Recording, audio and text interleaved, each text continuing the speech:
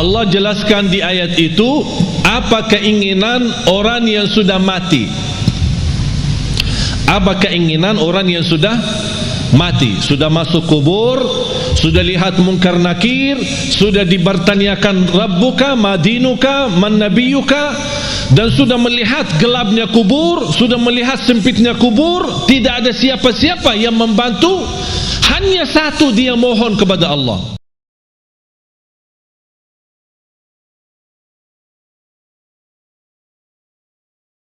Sampai 2010 saya masih berceramah bahasa Arab, ditranslate.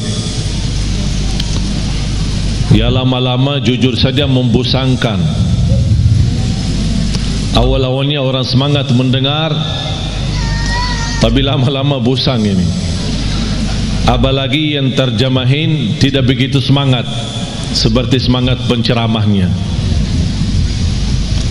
Tapi subhanallah 2010 saya ingat pertama kali saya berceramah bahasa Indonesia.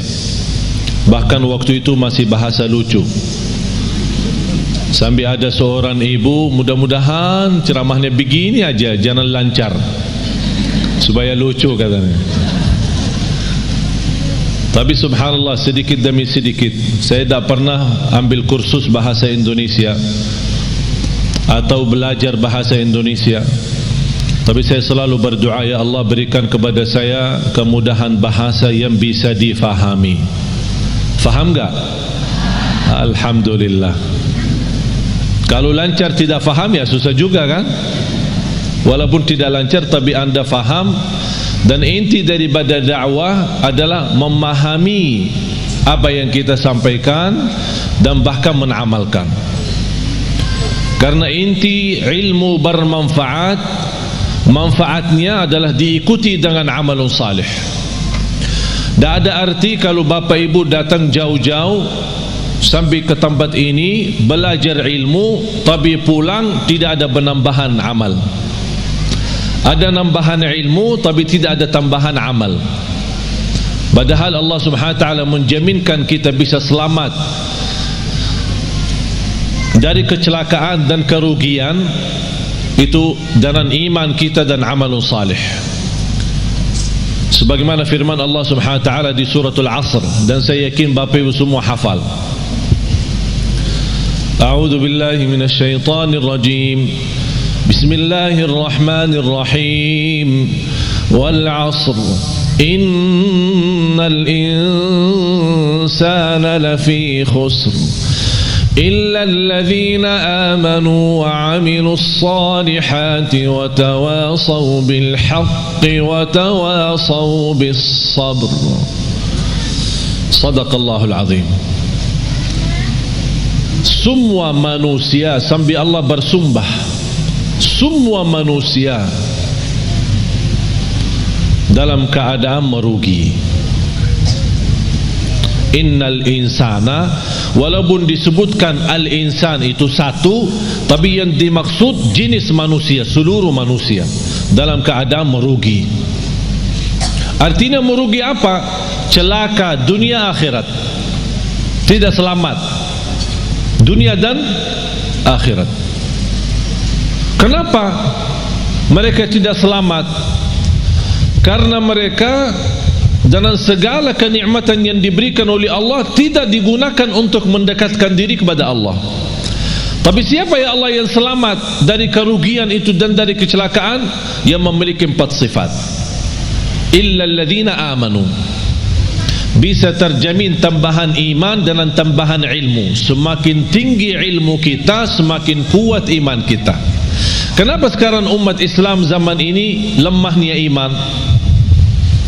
Karena kurang ilmu, bodohnya agama.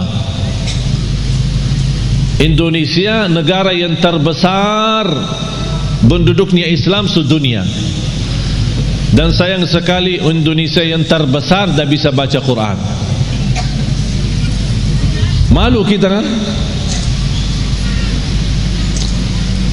Dan saya bangga ketika saya melihat berkembangan hafalan Al-Quran, apalagi anak-anak kita yang memberi insyaAllah tanda baik Indonesia ke depan insyaAllah lebih baik.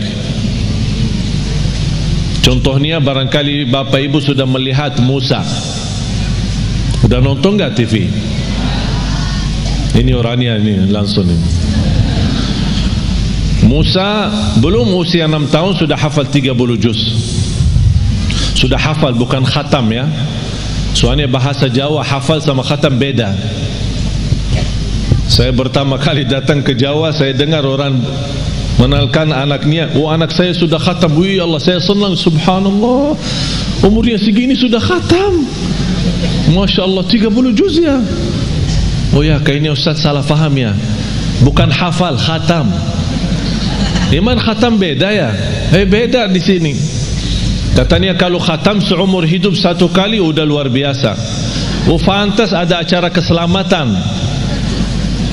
Kalau kita di Madinah bilang khatam berarti sudah hafal, sudah tamat dan boleh jadi imam. Dan budaya itu mohon dirubah. Kau bangga karena seumur hidup satu kali khatam? Na'udzubillahi min zalik. Paling malas kata ulama, itu paling malas bagi umat Islam itu sudah tidak ada kemauan khatam Al-Quran. Paling malas kalau sudah 40 hari lewat dia tidak khatam Al-Quran, dianggap orang itu imannya tidak sempurna. Coba bayangkan, kita bertahun-tahun anak kita tidak bosan main game. Bahkan kita sebagai orang tua berkenan membebaskan anak kita. Punya iPad, punya HP, punya PlayStation, PS, semua sudah disediakan. Habis mereka waktunya untuk main saja. Habis sudah mereka sudah usia, sudah semakin besar, baru datang bapa dan ibu. Tolong Syekh, apa? Doakan Syekh. Oh kenapa? Anak saya susah salat. Iman anak mau umur berapa? Sudah 30 tahun Syekh. Ya karena kita sudah biasakan mereka sejak kecil tidak memberikan perhatian kepada salatnya, tidak memberikan perhatian kepada Qur'annya. Jangan harap anak itu bisa tumbuh dalam kesalihannya. Punya kewajiban orang tua, punya kewajiban yang begitu berat. Saya tidak minta harus anda membina anaknya sampai harus hafal 30 juz, tapi harus komitmen, harus disiplin. Setiap hari kita berduduk sama anak kita walaupun satu ayat, supaya dia tertanam mencintai Al-Quran dan mencintai masjid. Kita hanya hafal. Berintahkan anakmu 7 tahun, berintahkan anakmu salat. Kalau sudah 10 tahun tidak mau salat, mukullah dia supaya bisa salat. Semestinya sebelum kita berintahkan, ini berintah kalau sudah 7 tahun. Maksudnya Rasul apa? Sebelum memerintahkan, biasakan dia dulu supaya terbiasa. Artinya apa? Sejak dia kecil, masih di bawah 7 tahun, kita boleh membiasakan dia untuk bisa salat, untuk bisa membaca Al-Quran. Sampai kalau sudah 7 tahun, kita tidak punya, sebelumnya tidak punya kewajiban untuk memaksa atau memerintahkan. Tapi kalau sudah 7 tahun, baru mulai tugas baru adalah memerintahkan. Tapi supaya perintah itu bisa diterima dengan baik dan senang, kalau sebelumnya sudah membiasakan dia cinta Al-Quran dan cinta masjid, baru akan ringan menerima perintah dari orang tua. Anak salat, ya salat. Sekarang apa yang kita lihat? Apalagi kalau kita perhatiin masjid-masjid, yang paling ramai di masjid itu sudah bapak-bapak, sudah tua, mengharapkan husnul khatimah. Langkah-langkahnya aja susah berjalan, pelan-pelan aja ke masjid. Ditanya, Pak, anaknya mana? Oh, dia di rumah lagi tidur. Tapi coba bayangkan kalau jam sekolah, Pak, anaknya di mana? Oh, lagi sekolah. Karena kita membiasakan kalau bangunin dia subuh, ketika salat subuh tidak begitu kita menaturkan dan komitmen supaya dia bisa menjaga salat subuh, apalagi di masjid. Ayo nak, bangun nak, sudah azan nak. Ya, keninginan, nantuk. Oh nantuk ya, ya udahlah. Malah ditutupin selimutnya lagi. Pas jam sekolah jam 7, bangunin lagi. Ayo nak, bangun. Masih nantuk. Bangun sekolah. Marah sekali. Pas sekolahnya marah. Kalau benar-benar kita cinta dan sayang anak kita, ingat firman Allah Subhanahu wa taala, ya ayyuhalladzina amanu qu anfusakum wa ahlikum nara. Kita sebagai orang tua punya kewajiban berjuang untuk menyelamatkan anak kita dari neraka jahanam. Bukan sekolah yang bagus. Apa artinya sekolah tinggi, kuliah yang terbagus, bahkan bisa keluar negeri, tapi na'udzubillah di akhirat masuk neraka? Apa itu berjuangan? Illa alladzina amanu, mendasarkan iman. Dan semakin ilmu kita baik, semakin banyak mengenal Allah, semakin banyak mendalami Asmaul Husna, semakin banyak memahami Asmaul Husna, semakin tahu keagungan Allah Subhanahu wa taala, kita semakin mendekatkan diri kepada Allah dan semakin nikmat. Karena posisi iman naik turun. Bagaimana supaya naik terus? Ilmu yang bermanfaat. Pertama, ilmu yang sangat dianjurkan adalah ma'rifatullah. Kita lebih mengenal Allah Subhanahu wa taala. Habis iman, amalun salih.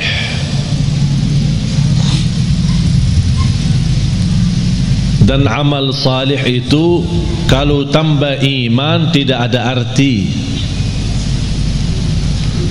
Bapak Ibu, amalun salih tambah iman tidak ada arti. Ada enggak orang kafir dermawan? Ada. Terus masuk surga? Kenapa? Dia baik, dermawan, suka bantu yatim, padahal dia non muslim. Bantu yatim, bantu, bisa bahkan bisa salurkan uang bangun masjid. Tapi amalan itu tidak ada arti amal salih dan kebaikan karena tambah iman, tidak ada iman. Tapi karena Allah adil, tidak ada balasan baginya di akhirat, tapi tetap karena adilnya Allah, Allah balas kebaikannya di dunia. Biarpun dia orang kafir, dia berbuat baik, Allah balas kebaikannya. Sehat, sukses usahanya, lancar, dan adil Allah SWT. Tapi bagi orang beriman, Allah berikan 2 kali, di dunia dan di akhirat. Itulah kelebihannya iman.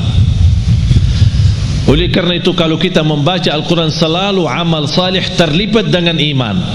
Amanu wa amilu, amanu wa amilu. Kalau tidak ada iman, tidak ada arti amal salih. Dan amal itu harus salih, bukan semua amal. Ada orang mewakafkan tambah jualan minuman keras lillahi ta'ala.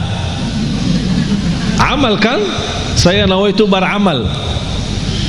Oleh karena itu tidak boleh dinamakan amal jariyah, tapi dinamakan sedekah jariyah. Karena amal jariyah, amal yang dimaksud macam-macam, ada yang baik, ada yang buruk. Wa amilus salihat. Bapak Ibu, di antara amal salih yang sangat berguna bagi kita hidup maupun mati adalah sedekah. Terjamin berkah harta karena sedekah. Semakin banyak harta kita, semakin sedekah banyak, semakin berkah. Istilah berkah bukan artinya harta kita banyak, Walaupun harta kita sedikit, tapi karena sudah di dalamnya ada kata berkah, harta yang sedikit itu sangat berguna untuk kebutuhan kita. Ada orang kaya raya saya kenal tapi stres. Kaya raya, punya pesawat pribadi, rumahnya di mana-mana. Pas ketemu sama saya, pas isi acara di rumahnya, habis mulai tamu keluar, dia ajak saya ke dalam. Saya mau ngobrol sama saya. Pas begitu masuk, ada kantor pribadi beliau di dalam rumahnya. Begitu tutup pintu, malah dia peluk saya dan menangis. Pak, kenapa menangis? Takut. Apaan takut? Takut kehilangan harta itu. Takut miskin, takut sakit, takut celaka. Hartanya bisa sampai 7 turunan belum tentu habis, triliunan, tapi takut. Oleh karena itu Bapak Ibu, hidup sederhana apa adanya jauh lebih nikmat daripada berlebih-lebihan. Oleh karena itu, orang yang salih, salah satu tanda kesalihannya, harta yang dia sedekahkan jauh lebih banyak daripada yang dia simpan. Tapi dasar itu bisa menjadi ringan. Sedekah lebih banyak daripada yang kita simpan adalah iman yang kuat. Tapi kalau imannya lemah, mana bisa? Saat bersedekah aja dia hitung-hitungan. Kalau diajak ramai kumpulin sedekahnya, dia buka dompetnya, ada isinya 1.000, 10.000, ada 100.000. Yang keluarin yang mana? Tidak apa-apa, jujur saja, tidak apa-apa. Katanya walaupun sedikit tapi ikhlas. Salah tuh. Itu dulu, masa dulu. Sekarang rubah perkataannya, lebih baik banyak tapi ikhlas daripada sedikit tidak ikhlas. Harus banyak. Bapak Ibu, saya ceritakan sesuatu tapi bukan, insyaallah bukan riya. Seumur hidup saya sampai titik ini, saya tidak pernah zakat mal. Heran ya, kok bingung Ustaz tidak zakat sih? Kita diajurkan suruh zakat, kok Ustaz tidak zakat? Seumur hidup sampai titik ini saya tidak pernah mengeluarkan zakat setiap tahun. Kenapa? Karena saya tidak suka simpan duit. Kalau tidak ada duit bagaimana ada zakat? Ada zakat kalau ada nisab kan? Ada nisab, ada haul. Kalau tidak ada nisabnya mana boleh zakat? Dan aku heran terhadap seorang yang Allah berikan kelebihan rezeki, tapi saat dia berzakat dan sedekah itu sepertinya merasa takut kembali miskin. Wallahi, hidup miskin di dunia lebih baik daripada hidup miskin di akhirat. Kenapa? Karena hidup miskin di dunia seberapa lama pun tetap namanya sebentar. Tapi kalau di akhirat, kaya selama-lamanya atau miskin selama-lamanya, tidak ada batas. Oleh karena itu bahagia seorang yang saat dia bersedekah, dia sudah ingat, saya lagi isi tabungan akhirat saya, supaya nanti kalau saya hadap Allah hari kiamat, rekening akhirat saya masih banyak. Subhanallah, luar biasa. Oleh karena itu sedekah termasuk salah satu amalan yang sangat berguna bagi orang yang hidup maupun mati. Sampai ada sahabat, ya Rasulullah, ibu saya meninggal, apa yang harus saya bisa berikan kepada ibu yang berguna padahal ibu saya sudah meninggal? Kata Rasulullah, bersedekah. Bahkan Bapak Ibu tolong simpan surah Al-Munafiqun, surah 63 ayat 10. Surah 63, tolong simpan ya, ingat ya, jangan lupa. Surah 63 ayat 10. Allah jelaskan di ayat itu apa keinginan orang yang sudah mati. Apa keinginan orang yang sudah mati, sudah masuk kubur, sudah lihat mungkar nakir, sudah dibertanyakan Rabbuka, Madinuka, Man Nabiyuka, dan sudah melihat gelapnya kubur, sudah melihat sempitnya kubur, tidak ada siapa-siapa yang membantu, hanya satu dia mohon kepada Allah. وَأَنْفِقُوا مِمَّا رَزَقْنَاكُمْ مِنْ قَبْلِ أَنْ يَأْتِيَ أَحَدَكُمُ الْمَوْتُ فيقول رب لولا أخرتني إلى أجل قريب فأصدق وأكن من الصالحين. Ketika manusia menghadapi kematian dan bisa menyebutkan keinginannya dan cita-citanya, ya Allah, tundalah kematianku, ya Allah, kembalikanlah aku dari kubur supaya aku bisa bersedekah kembali.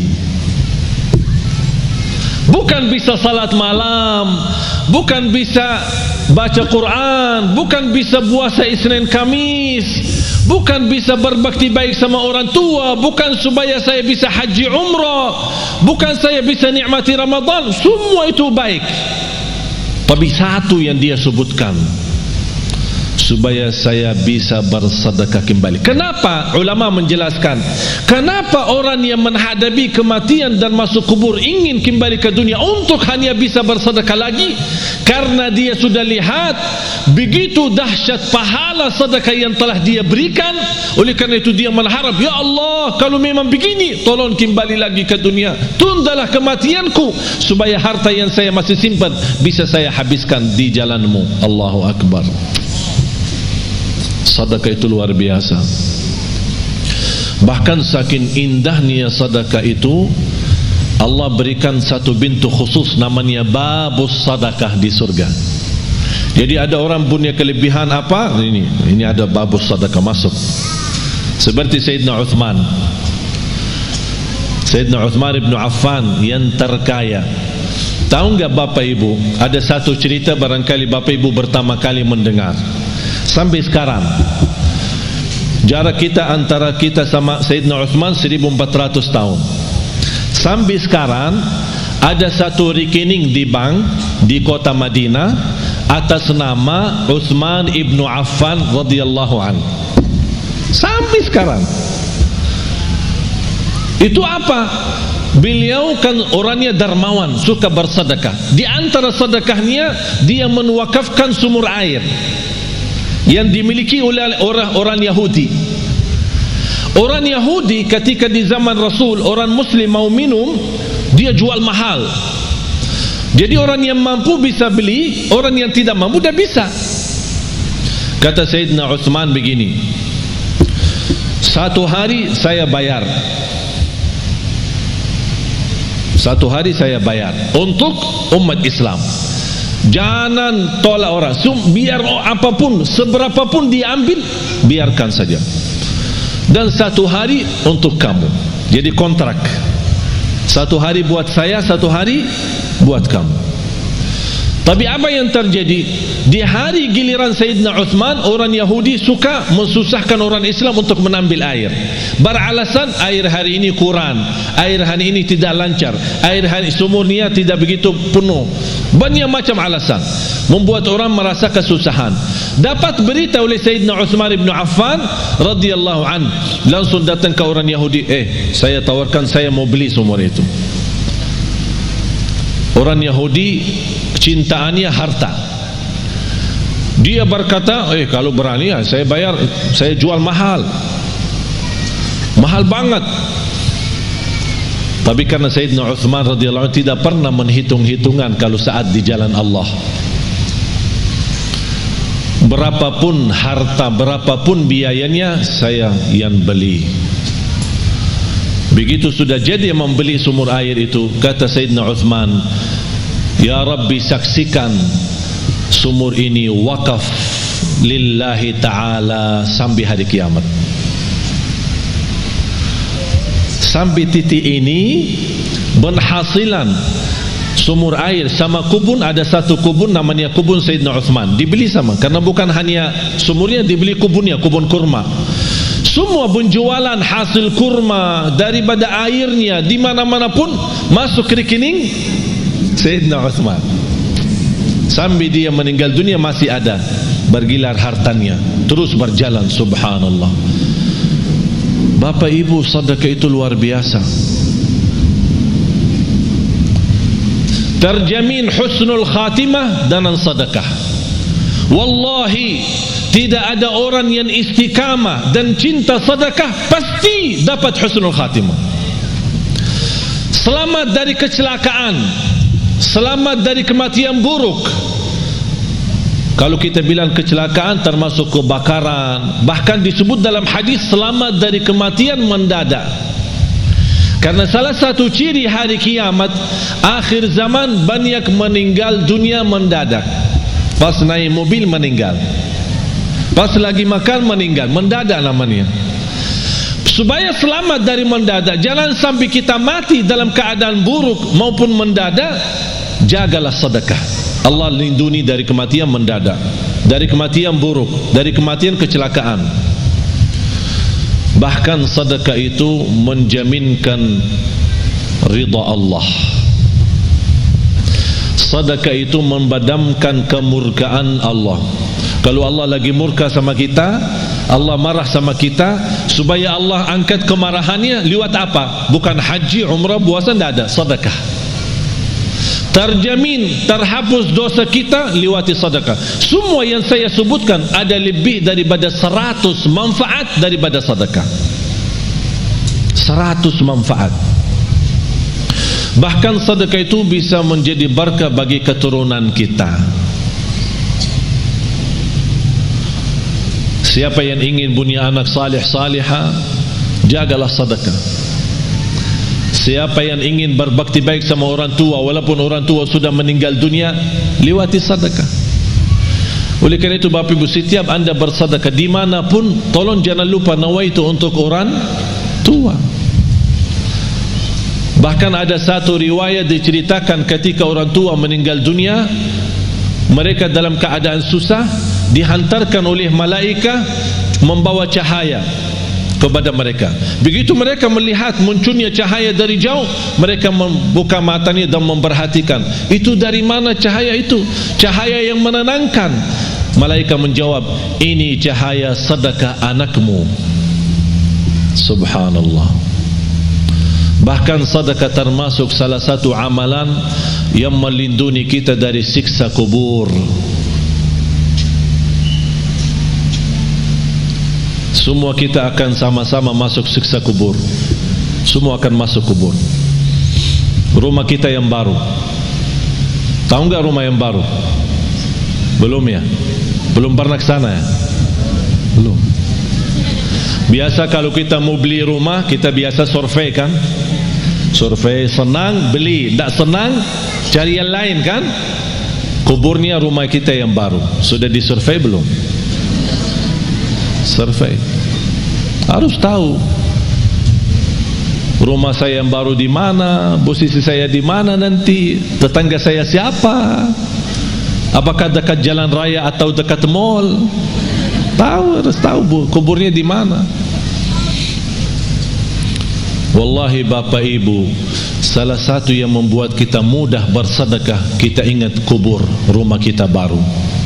Kita ingat. Kalau kita ingin, saya minta sekali aja. Biasanya kalau di Indonesia malam minggu libur, jadi orang-orang mengajak keluarga senang-senang, makan malam di mana gitu, berhiburan. Kalau di Surabaya kemana? Biasanya malam minggu ya, ke mall ya. Ya udah sekali-kali malam minggu dikubur. Ajak. Apalagi kubur di Indonesia sudah gelap. Gelap alami ya, bukan masuk ke dalam, di luar aja sudah gelap. Jadi enak, suasana enak. Duduk aja, tidak usah panjang lebar, duduk aja. Duduk. Apalagi kalau di samping kubur lagi terbuka, wow, luar biasa tuh. Biar bisa pandangannya enak. Subhanallah. Masa ini rumah saya? Ukurannya berapa sih? Ya boleh sekarang ketawa, boleh ketawa. Tapi Allah saja yang maha tahu bagaimana keadaan kita nanti di dunia kubur. Oleh karena itu jamaah sekalian, wallahi hidup ini serius. Hidup ini sangat serius. Sudah habis waktunya bercanda, habis waktunya berketawa, habis waktunya untuk dunia saja.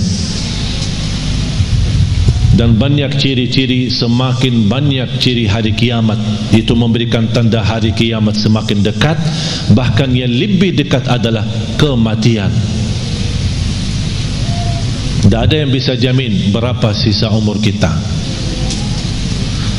Sekarang kalau saya bertanya, yakin hidup atau yakin mati? Bukan yakin hidup. Yakin mati daripada yakin hidup. Kenapa? Karena tidak ada yang bisa jamin hidup sampai besok. Tapi bagi orang yang bersedekah, kapanpun dijemput kematian, dia siap. Dan saya minta bukan sedekah yang biasa-biasa, tapi sedekah yang luar biasa. Jangan kita sedekah biasa tapi minta ya Allah berikan rezeki yang luar biasa. Harus kita juga adil. Harus kita adil. Allah akan berikan yang luar biasa kalau kita juga bersedekah yang luar biasa. Wallahi Bapak Ibu, yang namanya harta bukan yang kita simpan, tapi yang harta sesungguhnya adalah yang kita memberi. Itulah yang namanya harta kita. Tapi yang harta kita simpan, wallahi bukan harta kita. Karena besok meninggal dunia dinikmati oleh ahli waris. Bahkan bisa ahli waris salah guna dan dosanya kita tanggung. Saya punya teman, keluarganya hampir 7 tahun bersaudara, pecah kakak adik, tidak bersalaman, tidak bersilaturahim, tidak, ini sebab harta. Teman saya di Mahkamah Agung menceritakan ada keluarga 20 tahun mondar-mandir ke mahkamah, urusan harta belum selesai, 20-an tahun. Harta menyakitkan, harta memecahkan. Apa guna harta kalau seperti itu? Na'udzubillah. Harta yang berguna, yang membuat kita senang, yang membuat kita bahagia, itulah yang namanya harta nikmat. Oleh karena itu kata Rasulullah, sebaik-baik harta di tangan hamba yang salih.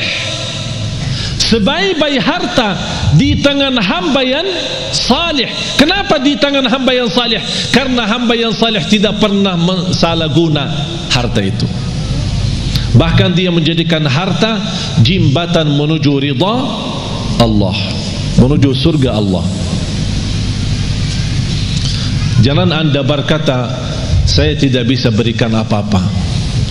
Dan saya tidak minta Bapak Ibu sekarang sebelum anda pulang udah kosongkan rekening semua, blokir, habiskan, transfer semua isi rekeningnya kepada Yayasan Nurul Hayat. Saya tidak minta anda sekarang buka tasnya, habiskan semua yang ada isinya. Tapi lepas ini, aduh, gara-gara Syekh jadi begini.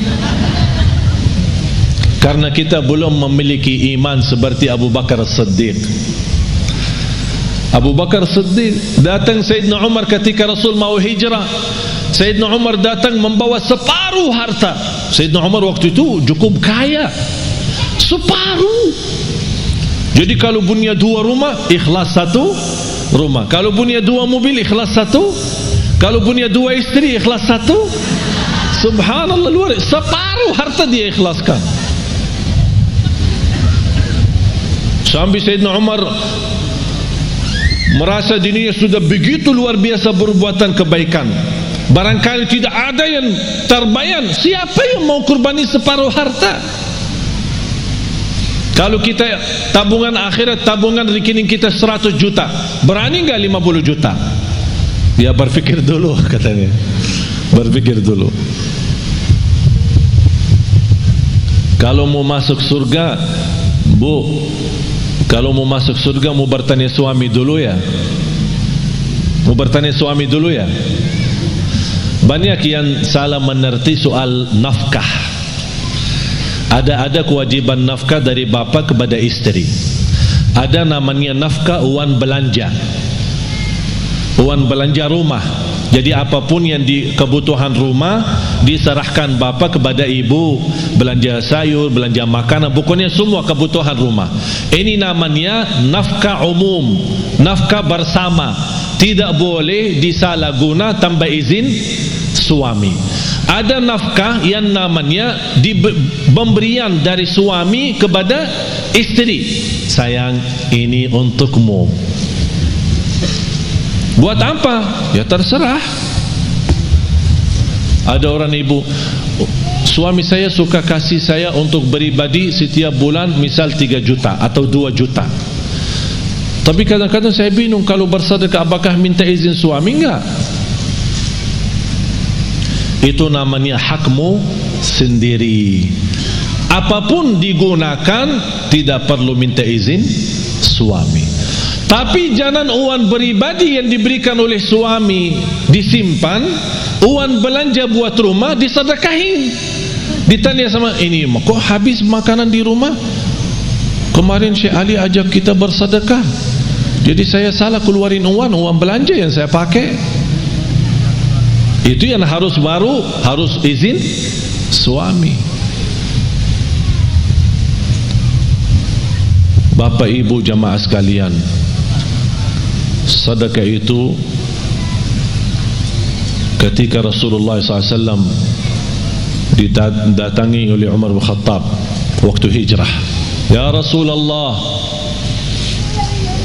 ini separuh harta saya untuk perjalananmu hijrah ke Madinah.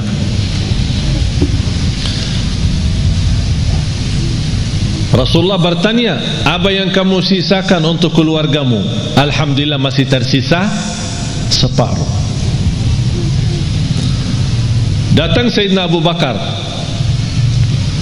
dilihat sama Sayyidina Umar, berapa sih mau diberi sama Abu Bakar? Aku aja sudah separuh.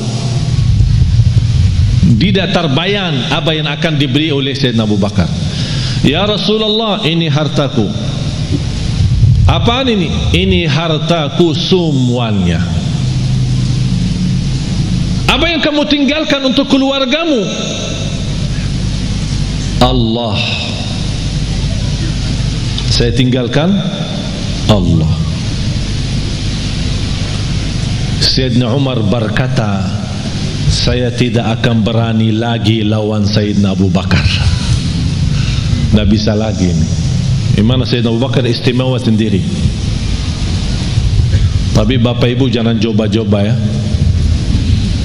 Datang ke Yayasan Nurul Hayat, ini harta saya semua, terus buat keluarga saya tinggalin Allah. Gila loh. Dianggap gila. Tidak wajar. Tapi yang saya minta bapak ibu, boleh anda bersedekah, tapi tolong sekali-kali kita tunjukkan sedekah yang terbaik. Segala sesuatu kalau berlebihan ujung-ujungnya tidak baik selain sedekah. Walaupun berlebihan tak ada rugi. Wallahi terjamin barakah, rizkinya terjamin lancar, bahkan membuat hati kita tenang karena kita hidup apa adanya.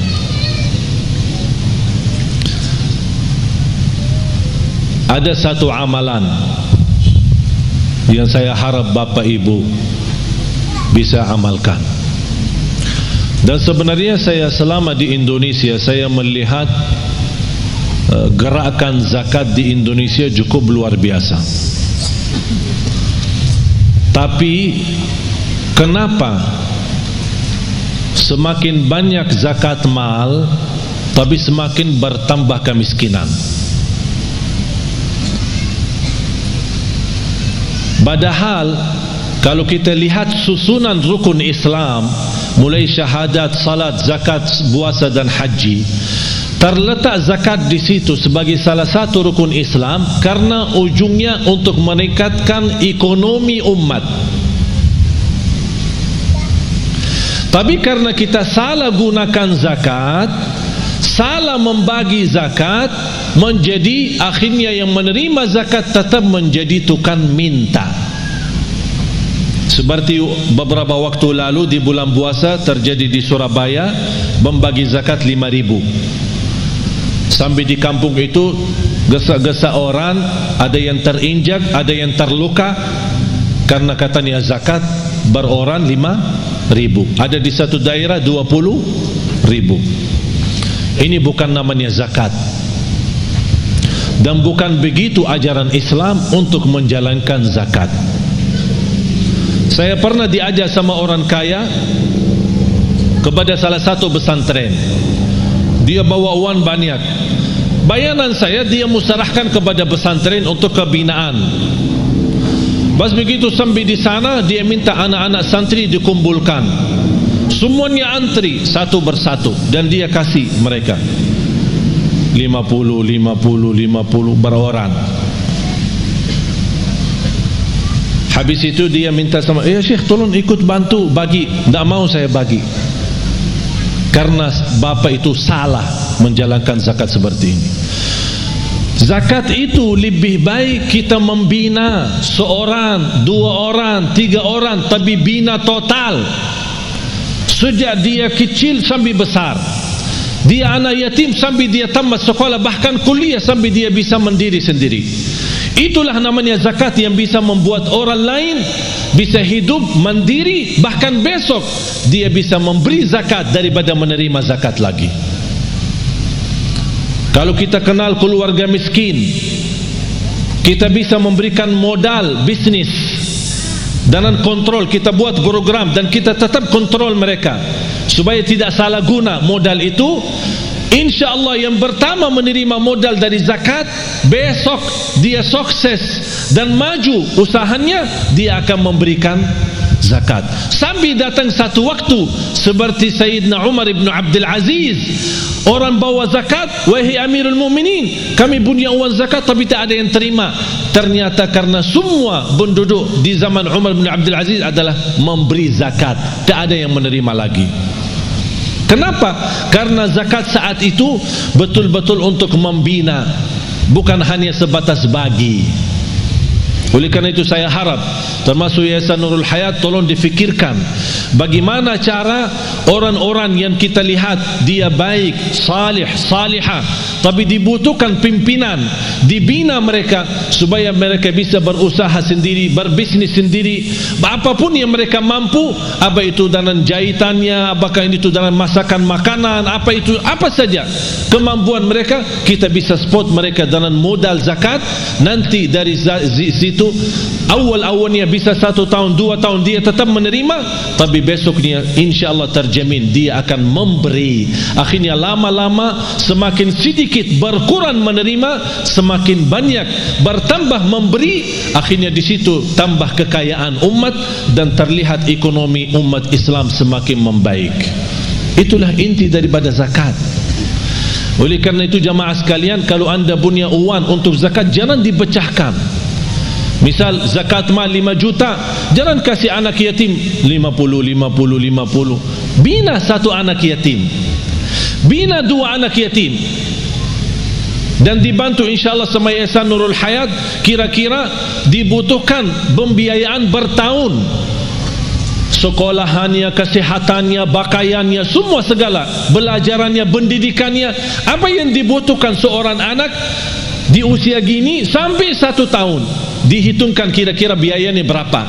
Alhamdulillah terhitung kira-kira dalam 1 tahun 3 juta. Berarti uang zakat kita 6 juta bisa membina 2 2 orang. Akhirnya mereka ini sudah dicukupi dengan segala sesuatu, tidak butuh apa-apa. Sampai dia besar, mandiri, tidak menjadi tukang minta.